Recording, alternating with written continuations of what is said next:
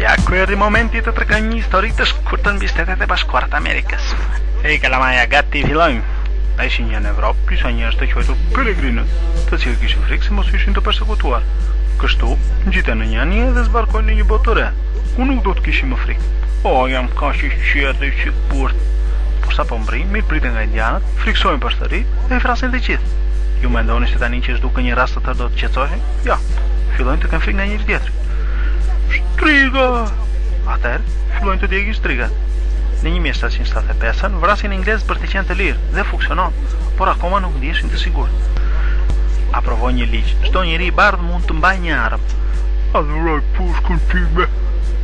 Kjo sjell dhe geniale të skllavërisë. Siç e shikoni, të bardhët asaj kohe kishin frikë edhe të punonin. Kështu shkojnë në Afrikë, krabisin me mira zezak, i sjellin në Amerikë dhe i detyrojnë të punojnë. Si kafsh dhe falas. Jo falas në kuptim me pak para, por $0, hiç, nada. Ky sistem bëri Amerikën vendi më të pasur në botë. Por shumë para dhe skllavëria falas i ndihmoi të bardhët që të qetësoheshin? Jo, as pak.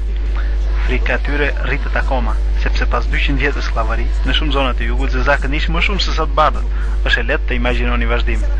Sklavët i rebelojnë dhe koka padronit të vjetër fluturon. Të bardhët e bëjnë breg dhe bërtas. Do ato jetojnë, mos më vrit giganti si. O, në këtë moment mbri Samuel Colt. Në 1836 në shpik armën e parë automatik. O zot, qëllon pa pasur nevojë që të karikojë dhe të bardhët e jugu bëjnë juhu! Po shumë shpejt, veriu fiton luftën civile dhe sklavët lirohen. Tani janë të lirë të shkojnë të presin kokat e padronëve. Dhe të fillojnë të gjithë fillojnë, o zot, do të na vrasin.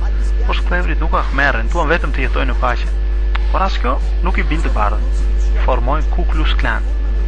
Dhe në 1871, kur ky klan bet organizatë terroriste ilegale, formoi një tjetër grup, National Right Association. Shumë shpejt, politikanët bëjnë një ligj që ndalon përdorimin me armë nga zezakët. Ishte një vit i madh ky për Amerikën. Dy grupet sigurisht nuk kishin asnjë lidhje me njëra tjetrën. Ishte vetëm një koincident. Njëri shtyte në përdorimin e armëve, te tjetri qellonte e rrinte zezakët. Kështu, deri në 1955, kur një grua zezake sfidon ligjin duke refuzuar të spostohej në fund të autobusit. Kështu të bardhët nuk besonin më. Çau sustohesh? E i djema shpërthej një feri vërtet. Zezakët fillojnë të kërkojnë të drejtat e tyre dhe të bardhët e bëjnë breg duke ulurit. Largohemi. Dhe kështu bëjnë, largohen në mas në periferi, kushdo gjë është e bardhë, e sigurt, e pastër. Dhe blejnë 1 çerek miliard pistoleta, i vëndrurin portave, armë në shtëpi dhe një port për të gjithë lagjen. Më në fund janë të gjithë të sigurt e të qetë.